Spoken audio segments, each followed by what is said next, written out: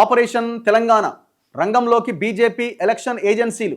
రాబోయే GHMC assembly ఎన్నికలే లక్ష్యంగా కమలం party mission Telangana. Amit Shah, BL Santhosh పర్యవేక్షణలో 3 ఏజెన్సీల గ్రౌండ్ వర్క్ షురూ అయిందట. బెంగాల్ ఎలక్షన్స్లో కీలకంగా వ్యవహరించిన స్పెషల్ టీమ్ సైతం ఎంట్రీ ఇచ్చిందట.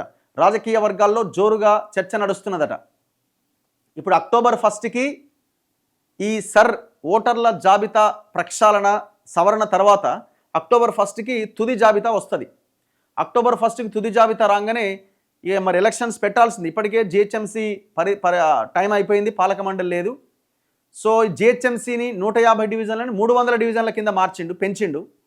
ఆ 300 డివిజన్లను 3 భాగాలు చేసిండు. సైబరాబాద్ మున్సిపల్ కార్పొరేషన్ అని, గ్రేటర్ హైదరాబాద్ మున్సిపల్ కార్పొరేషన్ అని కోర్ హైదరాబాద్ని, అండ్ మల్కాజ్గిరి మున్సిపల్ కార్పొరేషన్ అని ఇంకొక భాగం. 3 భాగాలు చేసిండు. ఈ 3 భాగాలు 3 కార్పొరేషన్లు.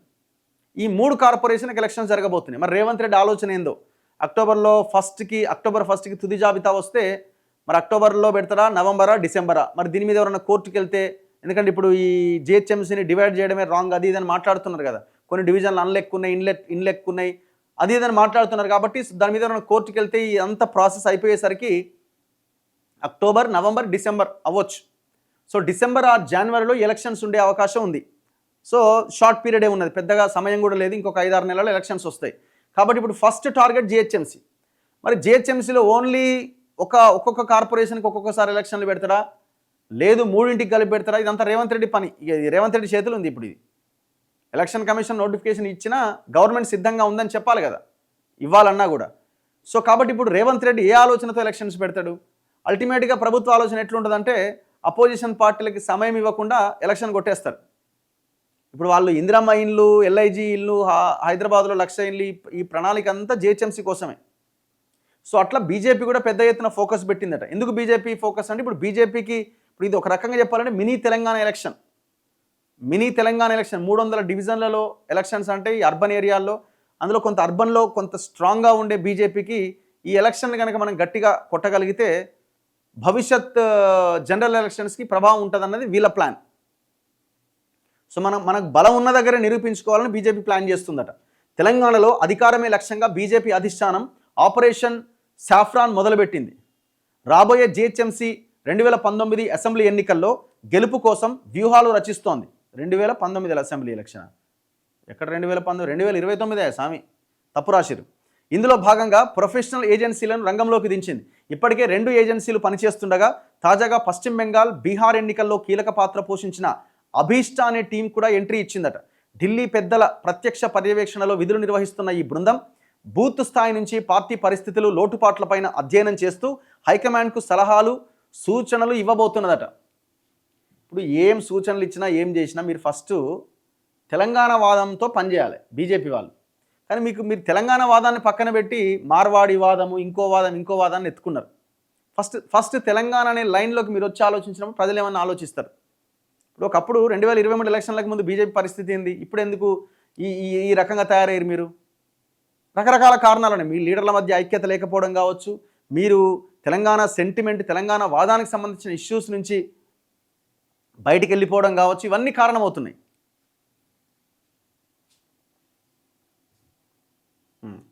ముందుగా అయితే కేంద్ర హోంమంత్రి అమిత్ షా నేరుగా పర్యవేక్షించే association of billion minds ABM కొన్ని నెలలుగా రాష్ట్రంలో పార్టీ ఎజెండా, ప్రచార వ్యూహాలు రూపొందిస్తోంది.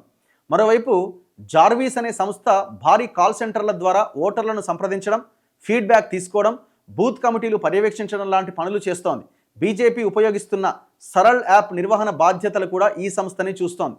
ఇక ఇప్పుడు కొత్తగా వచ్చిన అభీష్ట ఏజెన్సీ అత్యంత కీలకంగా మారిందట.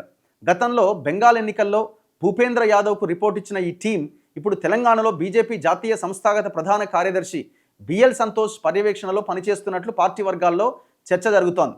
పరిశీలన, సర్వే పద్ధతుల్లో ప్రజల అభిప్రాయాలు, సమస్యలు, పార్టీ స్థితిగతులు, నేతల పనితీరును ఎప్పటికప్పుడు తెలుసుకుంటూ హైకమాండ్కు రిపోర్ట్ ఇవ్వడంతో పాటు పార్టీ బలోపేతానికి తీసుకోవాల్సిన చర్యలను కూడా సూచిస్తుంది.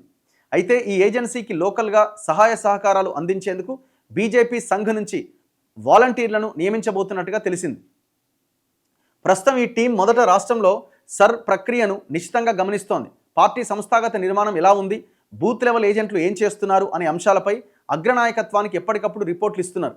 దీనికి తోడు ప్రతి అసెంబ్లీ నియోజకవర్గంలో పార్టీని గెలిపించగల లేదంటే ప్రభావితం చేయగల 50 నుంచి 100 మంది ప్రముఖ వ్యక్తుల జాబితాను ఈ టీం తయారు చేయబోతున్నట్లు పార్టీ వర్గాలు చెబుతున్నాయి. ఇందులో రాజకీయ నేతలతో పాటు క్లీన్ ఇమేజ్ ఉన్న వ్యాపారవేత్తలు, మేధావులు, సామాజికవేత్తలు ఉండేలా ప్లాన్ చేస్తున్నారు.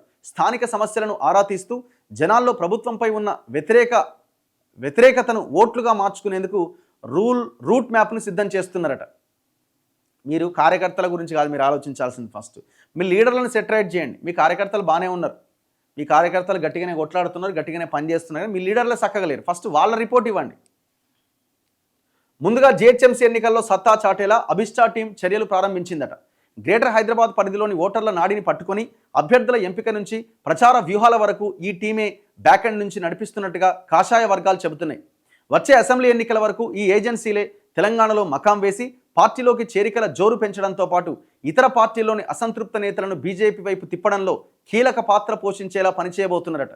మొత్తం మీద బీజేపీ ఈసారి గెలుపు కోసం కేవలం నాయకులపైనే కాకుండా పక్కా కార్పొరేట్ తరహా వ్యూహాలపైన ఆధారపడుతున్న తీరు పొలిటికల్ హీట్ను పెంచుతోంది. ఈ ఏజెన్సీలు బీజేపీని ఏ మేరకు గట్టెక్కిస్తాయనే దానిపై సర్వత్రా ఆసక్తి నెలకొంది. చూడాలి మరి. ఇప్పుడు పశ్చిమ బెంగాల్ ఈక్వేషన్, తెలంగాణ ఈక్వేషన్ మనం కంపేర్ చేయలేం. అక్కడ రకరకాల ఏ రాష్ట్రానికి ఆ రాష్ట్రం సపరేట్ ఒక ఒక ఒక వాదము, ఒక ఎజెండా, ఒక ఇది ఉంటుంది. ఆ ప్రజల లోకల్ సమస్యలు రకరకాలుగా ఉంటాయి.